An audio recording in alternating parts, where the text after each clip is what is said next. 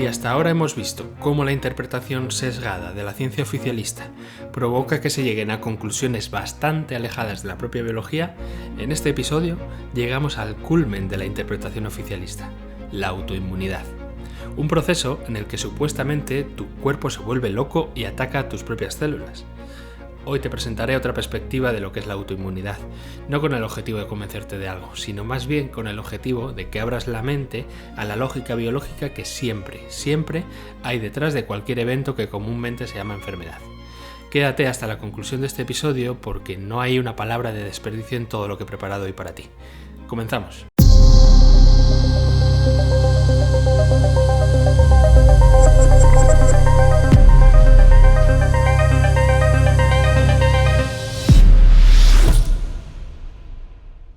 Desde que comenzamos a abordar el tema del sistema inmunitario en este podcast, he tenido en mente este episodio en concreto, pues aquí es donde hay un punto totalmente divergente respecto a lo que te han contado.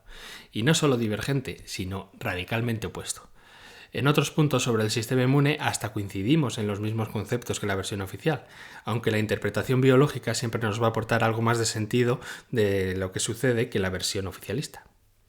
En este caso, cuando hablamos de autoinmunidad, la deriva bélica que siguen en la interpretación de todo lo relacionado con el sistema inmune no puede sino concluir en la consecuencia lógica en este tipo de procesos. Si tenemos un ejército que lucha contra agentes extraños como son las temidas bacterias y virus, entonces, lógicamente, cuando el enemigo es una célula o una molécula natural de nuestro organismo, entonces es que el ejército se confunde y ataca a la propia población que se supone que defendía con tanto ahínco. Mejor nos montamos esa película que tener que repensar de nuevo todo lo del sistema inmune. ¿Sabes eso de que un mentiroso acaba generando una tremenda historia solo por no reconocer que ha mentido o que se ha equivocado? Pues aquí ocurre esto mismo, pero con el agravante de que todos nos hemos creído todo, incluso la historia estrambótica de que nuestro sistema inmune nos ataca. Si esto del autoataque ya te suena raro con el mero hecho de que te lo comente, es que poco a poco va calando en ti la necesaria lógica biológica y por tanto, feliz de mí, voy consiguiendo el objetivo que me he marcado con este podcast: facilitar el cambio de paradigma de salud del actual sin criterio ni conexión alguna con lo natural al biológico, totalmente conectado con el mundo y el entorno que nos rodea y con una lógica tal que, como te decía en otros episodios, muchas veces solo con aplicar dicha lógica nos adelantamos a lo que posteriormente los estudios científicos ratifican con el tiempo. Y soy consciente de que esto es una carrera de fondo, de calado constante, erosionando milímetro a milímetro la roca que nos han generado de enormes creencias en torno a nuestra salud, siendo este, el del sistema inmune y la autoinmunidad, posiblemente el tema menos tratado y revisado en los años más recientes, y que además más urgencia requiere para renovarse. Por ello, a todo lo que vamos recorriendo en cada episodio le sumo material de apoyo que tendrás disponible en la web saludbiologica.com, artículos y vídeos creados para profundizar en cada tema que vamos desarrollando, con las referencias científicas más interesantes para calmar a ese científico interior que todos llevamos dentro, y que veas que detrás de cada episodio hay mucha evidencia que sustenta lo que estoy diciendo. Te invito pues a que te registres en la web saludbiologica.com y me acompañes en este maravilloso camino. Recuerda que también tienes disponible el acceso al canal del Telegram, donde te encontrarás de primera mano todas las novedades de este podcast y de los eventos que vayamos realizando en la web. Bueno, retomemos el hilo conductor que traíamos desde los episodios anteriores. Nuestro sistema inmune es, como ya hemos hablado, todo un conjunto de células y órganos destinados a una función primordial. ¿La defensa? No. El mantenimiento del equilibrio de nuestro medio interno, de nuestro organismo. Y para ello hace todo lo que está en su mano y más allá incluso para conseguir los objetivos marcados por el jefe de la compañía, nuestro sistema nervioso autónomo. Esto, que ya casi es un mantra para nosotros, suele pasar tan inadvertido que cuando encuentras las relaciones entre los neurotransmisores y el sistema inmune te lo venden como el mayor descubrimiento de la historia. Y en realidad, si comprendes cómo funciona nuestro organismo, es lo más lógico y normal del mundo. Obviamente, nuestro sistema nervioso va a determinar muchas de las acciones que va a realizar nuestro sistema inmune, porque precisamente es a través de nuestro sistema nervioso que nuestro cerebro transmite muchas de las órdenes que emite a todos los órganos y a todas las células de nuestro cuerpo. ¿Cómo no va a haber relación entre el sistema nervioso y el sistema inmune? Como veíamos, tanto el simpático como el parasimpático van a influir, entre otras muchas vías, a través de la producción de cortisol o melatonina, en cómo nuestras células van a actuar.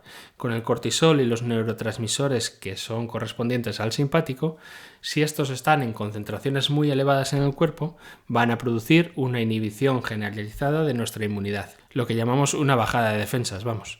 Sin embargo, si están en una concentración media, fisiológica, tiene otros efectos. No anula la acción de las células inmunitarias, por lo que éstas pueden trabajar con normalidad, y dependiendo del contexto que haya en el organismo, ocurrirán unos eventos inmunitarios u otros.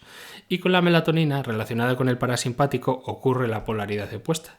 Como ésta se segrega más durante la noche, ésta estimula la acción de limpieza y reparación, y por tanto va a activar más las células inmunitarias, especialmente los fagocitos. Y es importante tener siempre en mente que esa orden simpática y parasimpática puede ocurrir de forma generalizada para todo nuestro organismo o de forma local para un único órgano. Esto quiere decir que si en un momento en concreto tienes una situación conflictiva que pueda atentar contra tu supervivencia, se dará la señal de alarma general y el simpático influirá en absolutamente todas las células de tu organismo. Pero estos eventos tan generalizados suelen ser puntuales. Lo habitual es convivir con ciertos problemas que tienen connotaciones específicas. Y estos van a mantener activos, a través del simpático, a los órganos encargados de gestionar esa situación. Por ejemplo, la situación que no digieres activa tu estómago. La relacionada con los líquidos, tu riñón. La situación de mierda que quieres eliminar, perdón por la palabra, el colon. Pero estas activaciones, si no son demasiado intensas, no van a activar todo tu organismo, y en esos casos el simpático solo activará en el órgano en cuestión. En un mismo instante puedes, por poner un ejemplo, estar en una fase de reparación gobernada por el parasimpático en un órgano en concreto y en una fase de activación simpática en otro órgano, y convivir al mismo tiempo ambos procesos. En esos casos, la suma total de activaciones y de fases de reparación es lo que va a determinar que globalmente estés más en un estado de simpaticotonía o de vagotonía, que se dice. Como ves, hay un control total y exhaustivo de qué órdenes simpáticas o parasimpáticas se envían a nuestro organismo, para que luego pensemos que nuestro organismo se va a confundir en una de esas. En fin.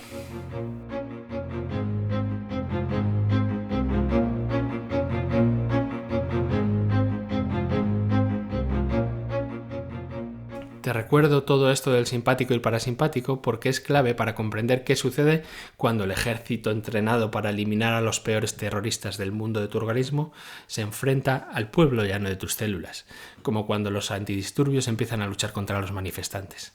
Supuestamente la policía es el cuerpo de seguridad que está para proteger a los ciudadanos, ¿no? O eso te cuentan. Pero demasiadas veces presenciamos que más bien atacan a los ciudadanos para defender a sus pagadores, a las altas esferas gubernamentales. ¿Se podría entender este acto como autoinmunidad? A ver si lo que entendemos como mundo es en realidad un organismo como nuestro cuerpo y nosotros somos sus células. Ya sabes que eso de la fractalidad le gusta mucho a la naturaleza. En fin, momentos filosóficos aparte, lo que quiero que comprendas en este punto es que esa coordinación central dirige todos los eventos que suceden en tu organismo, incluidos los eventos inmunitarios. Y esto, sumado a la enorme especificidad que tiene el llamado sistema inmune adaptativo, a través de todo el sistema de señalización y anticuerpos que vimos en el anterior episodio, hace que seamos capaces de realizar casi cualquier acción de forma individual sobre cada tipo de célula o molécula de nuestro cuerpo. Es un perfecto sistema creado para la regulación específica de nuestro estado interno, siendo capaz de actuar de forma exclusiva y directa sobre las células específicas del dedo pequeño de tu pie izquierdo si hiciera falta. No de los otros dedos, de ese específicamente si es el señalizado, aunque los otros dedos tengan la misma tipología de células que lo conforman. Y teniendo esta clave en mente, esa especificidad es la única manera de comprender qué hace nuestro organismo cuando, por ejemplo, el sistema inmune actúa frente a células de tu estómago, produciendo lo que se diagnostica como gastritis crónica autoinmune. O cuando esto mismo lo hace frente al cerebro y los nervios, creando una condición diagnosticada de esclerosis múltiple. O frente a la tiroides, y entonces tendríamos la famosa tiroiditis de Hashimoto o el síndrome de Graves. Y así podemos seguir con infinidad de procesos catalogados como autoinmunes. En realidad todos, absolutamente todos, tienen la misma lógica, y para quienes ya seguís con frecuencia este podcast, si aplicáis un mínimo de criterio biológico lo podréis comprender muy fácilmente. Pero para llegar a esa comprensión ha hecho falta quitar de vuestro sistema de creencias muchas capas, Primero voy a contarte qué sucede en cualquier patología autoinmune, y después vamos a dar todo el sentido biológico, como siempre lo hacemos. La definición exacta de la British Society for Immunology, que hombre, con ese nombre estos deben saber de qué va el tema, es, y leo literalmente, una enfermedad autoinmune se produce cuando el sistema inmunitario ataca los propios tejidos sanos de un organismo. Como cualquier respuesta adaptativa, va dirigida hacia antígenos específicos mediante los receptores de los linfocitos T y B. Al contrario que las respuestas frente a agentes infecciosos, los antígenos, que son reconocidos por estas células, son procesados a partir de proteínas propias del órgano diana, lo cual provoca una reacción inflamatoria crónica que altera el correcto funcionamiento del tejido. Cierro comillas. Solo con este texto que te he leído, si has estado atento a los episodios anteriores, ya debes saber por dónde van los tiros en esto de la autoinmunidad. Resulta que, según los grandes de la British Society for Immunology, y en realidad tienen toda la razón en este punto, la respuesta inmunitaria en una enfermedad autoinmune es similar a la que se desarrolla frente a infecciones, con la excepción de que la diana, es decir, el objetivo de la respuesta es, en este caso, algún antígeno propio que van a llamar autoantígeno. Recuerda que antígeno significa un cuerpo o elemento reconocido como extraño dentro de nuestro organismo. Pues cuando resulta que es una proteína propia de nuestras células la que hace de antígeno y no las PAMPs o esos DNIs de las bacterias que veíamos en los episodios anteriores, para seguir manteniendo la ilusión de la lucha contra los malvados y todo esto que se han montado, pues lo van a llamar autoantígenos. Y a partir de que ese antígeno es presentado a los linfocitos B, acto seguido se produce exactamente la misma reacción que si fuese una bacteria el objetivo. Vuelven a poner en la cantina del viejo y salvaje oeste el cartel de Se Busca. Pero en este caso no es la malvada bacteria Bill Walter. En este caso es un hombre honrado del condado de Massachusetts al que la policía se la tenía jurada por protestar. Y todos los cazarrecompensas van a Massachusetts a atacar al pobre hombre que solo trata de defender lo suyo. Cambia Massachusetts por las células del estómago y cazarrecompensas por los linfocitos CD8, como te contaba en el episodio anterior. Y ya tienes una gastritis crónica autoinmune. En esa misma reacción, como te dicen los de la British Society, se produce una inflamación de bajo grado, es decir, se activa exactamente el mismo mecanismo que se activa para la eliminación de una bacteria en lo que llaman infección. Todo esto, por supuesto, mediado por las citoquinas proinflamatorias que ya te he presentado hace varios episodios, y siguiendo exactamente los mismos pasos, solo que cambia el objetivo. Pues a esa inflamación que se genera, insisto, exactamente igual que en cualquier episodio de reparación del organismo, es entendida como anormal y culpan una vez más a esa inflamación de ser una de las posibles causas de autoinmunidad. Mira, vuelvo a extraer un párrafo de la British Society. Los trastornos autoinmunes suelen cursar clínicamente con periodos de recidivas, brotes, y periodos de remisiones.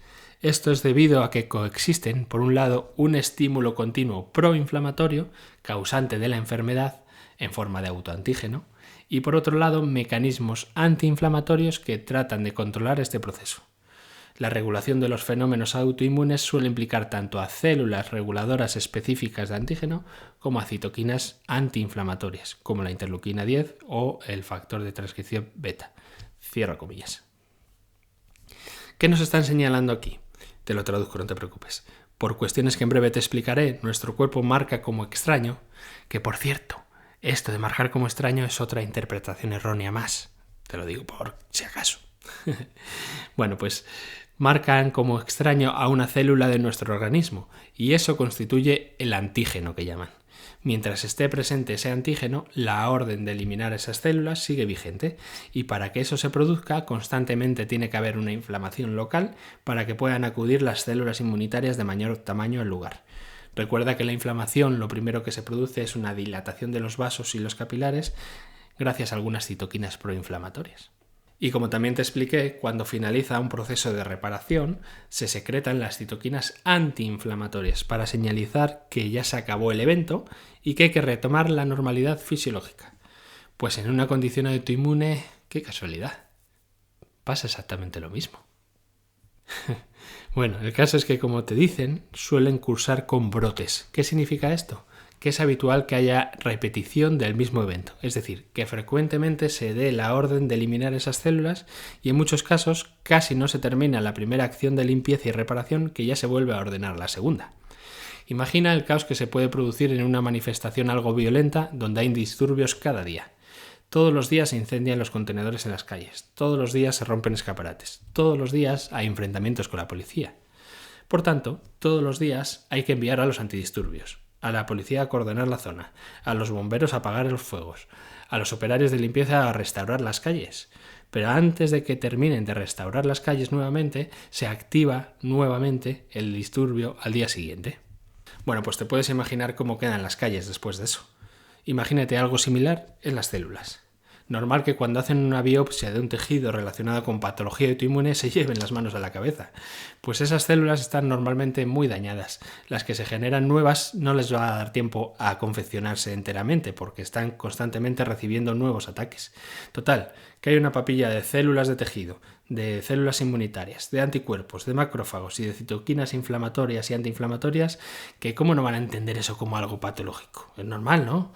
A nadie en su sano juicio se le ocurriría cuestionar eso. Bueno, quizá yo no tenga el mismo sano juicio que tienen ellos. ¿Lo cuestionamos? Venga, vamos.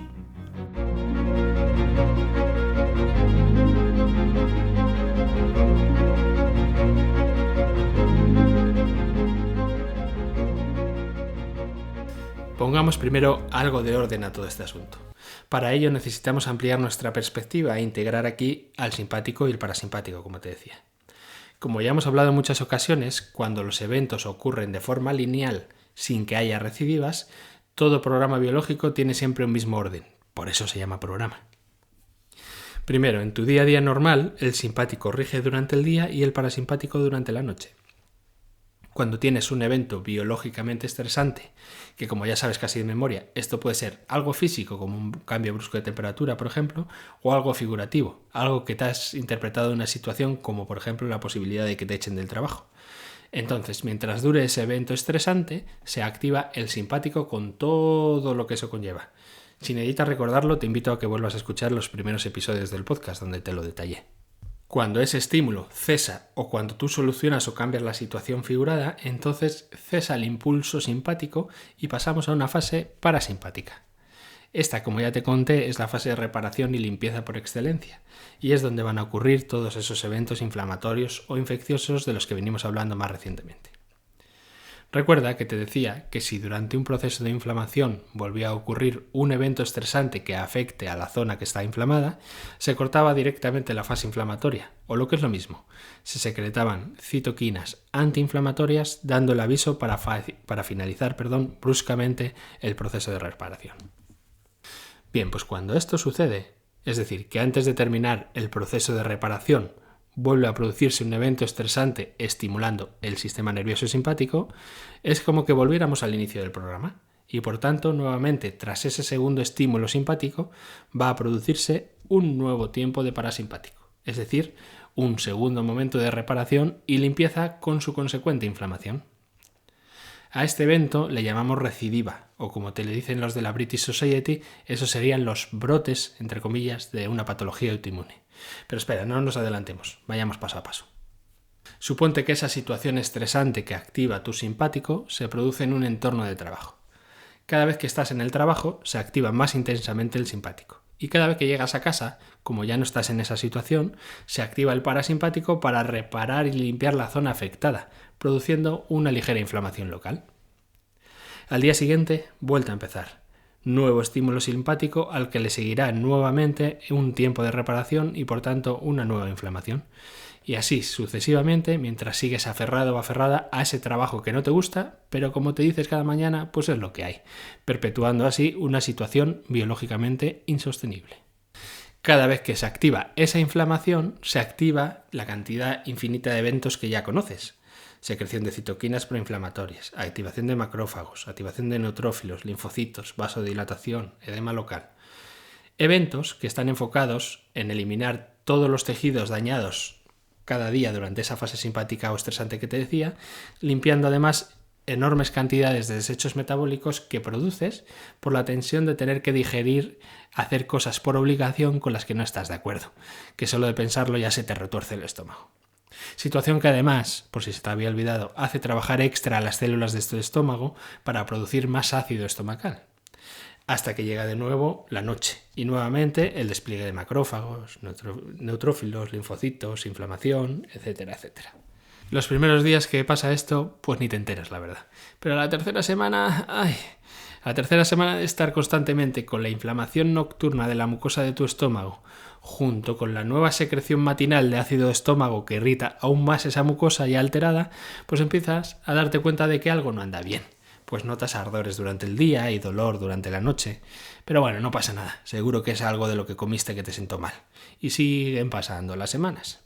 Y como la situación de tu trabajo es cada vez más insostenible, cada vez estás más estresado y ni siquiera el amor de los tuyos al llegar a casa calma esa sensación de malestar y ese run run de tu cabeza. Esa subida de intensidad del simpático hace que para adaptarte y poder digerir aquello que te está pasando en el trabajo, se tengan que crear nuevas células especializadas del estómago. Pero cada fin de semana, que es cuando realmente consigues desconectar un poco, se activa el parasimpático de nuevo. Y por tanto se activa nuevamente la fase de reparación dando la orden contraria, puesto que en esos días las células de tu estómago extra que se han ido generando ya no son necesarias porque no tienes que digerir durante el fin de semana esas cosas. Y al haber más intensidad y más duración de la actividad simpática, la reparación suele ser más intensa y puedes tener algún episodio incluso de vómitos. Ahí, por supuesto, ya llega un momento que, como es normal, te preocupas y vas al médico. Te hacen una serie de test y de pruebas y te dicen que, claro, tienes Helicobacter pylori. Ya tenemos al culpable del cuento. Nadie te explica por qué está ahí, pero seguro que es el malo. Solo tienes que verle la pinta de feo que tiene. En realidad, esa bacteria, como ya te he explicado y como ya sabes, está ahí para ayudar a tu parasimpático y a los macrófagos y neutrófilos a eliminar tanto los desechos que produces durante la semana como esas células extra que se crearon y que llegado el fin de semana ya no hacen falta. Todo ello tratando, por supuesto, de restablecer nuevamente el equilibrio celular. Pero como el lunes vuelves otra vez al trabajo, no le das tiempo a hacer su labor y empieza a amontonarse los eventos. Por si este caos fuera poco, obviamente el tratamiento que te pone el médico ya lo sabes, antibiótico.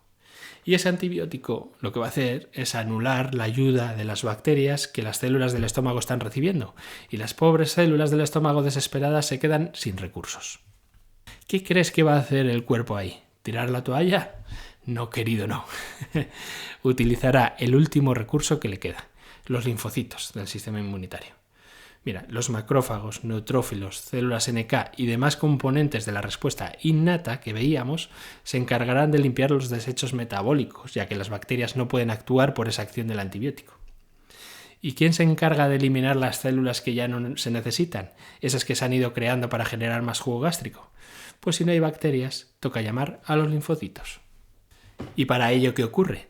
Las células presentadoras de antígeno cogerán las proteínas que están en la zona, proteínas, por cierto, procedentes de las células dañadas por todo ese vaivén de activación y desactivación, y se las presentarán a los linfocitos B.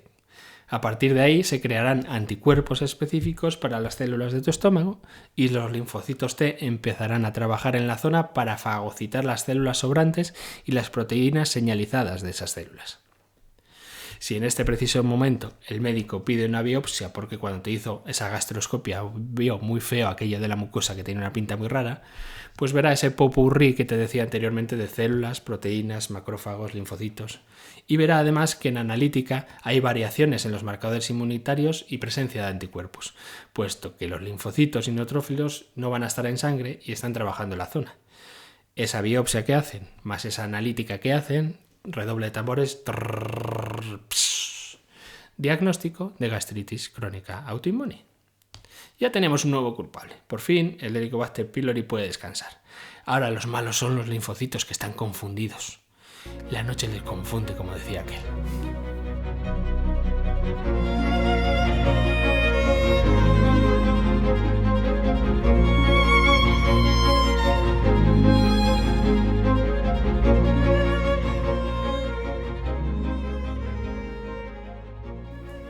Como ves, todo sigue una secuencia.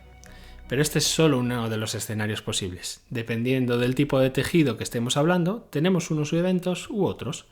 Si en vez de las células de tu estómago son las células de tu tiroides, el mecanismo que hay detrás es el mismo, pero como hay varios actores implicados en la función de la tiroides, el cuerpo puede actuar sobre cualquiera de ellos a través de los anticuerpos. Y todo ello tiene sus matices y sus significados.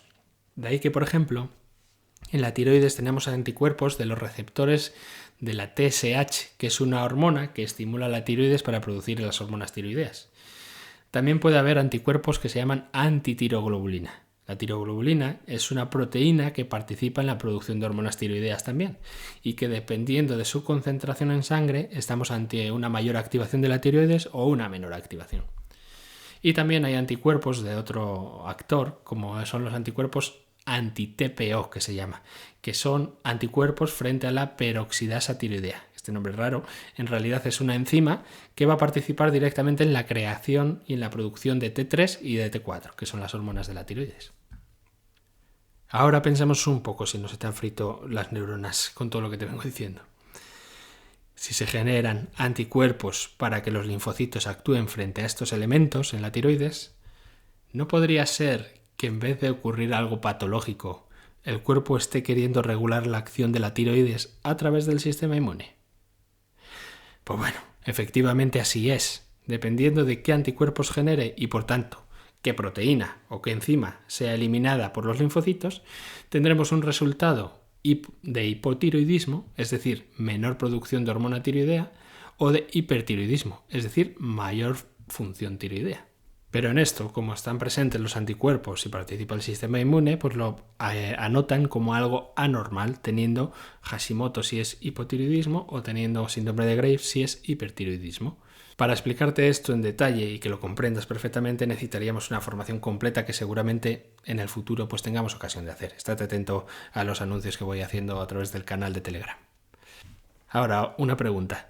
¿Por qué va a utilizar nuestro organismo al sistema inmune para esto, para una regulación de la función de una glándula, por ejemplo? Si soy hinchapelotas, que lo soy y lo sabes, te preguntaría, ¿y por qué no? ¿Qué hay de malo en utilizar todos los recursos a tu alcance para alcanzar tus objetivos? Nada, ¿verdad? Como sé que quieres una respuesta para tu científico interior, te diré que generalmente el cuerpo va a utilizar el recurso del sistema inmune cuando en el órgano hayan ocurrido varias recidivas, es decir, varias activaciones y reparaciones del mismo proceso. ¿Por qué?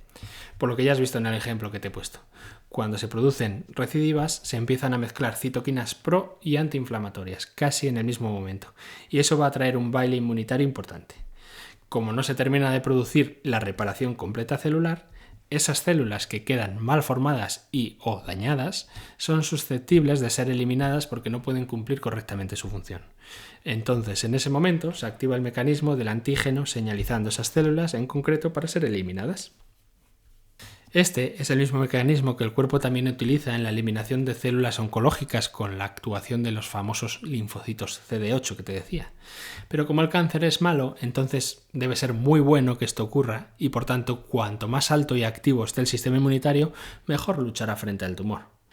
Ahora, como en una patología autoinmune, al menos inicialmente, no hay células tumorales, entonces es malísimo que el sistema inmune actúe y por tanto lo que hay que hacer es deprimir tu sistema inmunitario, dando fármacos que van a inhibir la acción específica de los linfocitos.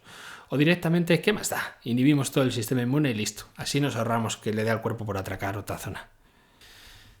También puede ocurrir el escenario de que por no tener suficiente diversidad de bacterias en nuestro organismo, el cuerpo tenga que emplear el sistema inmune para las funciones que tendrían que hacer las bacterias. Te he contado la relacionada con el Helicobacter pylori, pero hay muchas más. Por ejemplo, la bacteria de la tuberculosis es la encargada de ayudar en la eliminación de cierto tipo de tumores. Sí, sé que suena muy estrambótico y muy extraño, pero así es y ya te lo explicaré llegado el momento. Y el hecho de la toma excesiva de antibióticos produce que tengamos una población muy baja de bacterias que se llaman sinergistas, de las que nos ayudan. Y si no hay obreros, como te he dicho otras veces, pues hay que encargarle el trabajo a otros que estén disponibles, en este caso, los linfocitos. Esto dicho así suena muy surrealista. Pero amigo, amiga, Los estudios empiezan a darnos la razón. A esto me refería cuando nos adelantamos y posteriormente los estudios van confirmando lo que estamos explicando. O casualidad, ¿qué es lo que ocurre? En patologías autoinmunes siempre hay una importante disbiosis, generalmente por falta de bacterias. Y están viendo que trabajando sobre la microbiota se resuelven muchos de los cuadros autoinmunes. ¿Por qué será? ¡Qué curioso! ¡Oh! Y mira, otra casualidad. ¿Qué cosas? Que la generación que más antibióticos ha recibido, que más ha tomado de pequeño, es la que más patologías autoinmunes padece. Fíjate qué cosas. Algo habrá de explicación por ahí, ¿no?